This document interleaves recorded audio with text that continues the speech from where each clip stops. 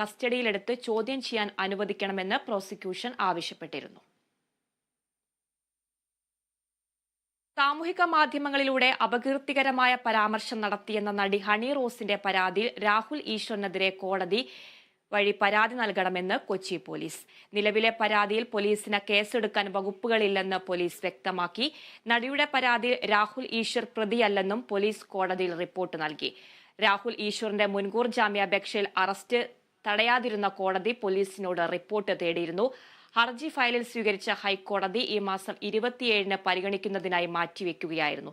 Ernakulam central പോലീസാണ് ഹണി റോസ് പരാതി നൽകിയത്. തൃശൂർ സ്വദേശിയും രാഹുലിനെതിരെ പരാതി നൽകിയിട്ടുണ്ട്. സാമൂഹിക മാധ്യമങ്ങളിലൂടെ രാഹുൽ ഈശ്വർ തനിക്കെതിരെ സംഘടിത ആക്രമണം നടത്തുന്നുവെന്നാണ് ഹണി റോസിന്റെ പരാതി.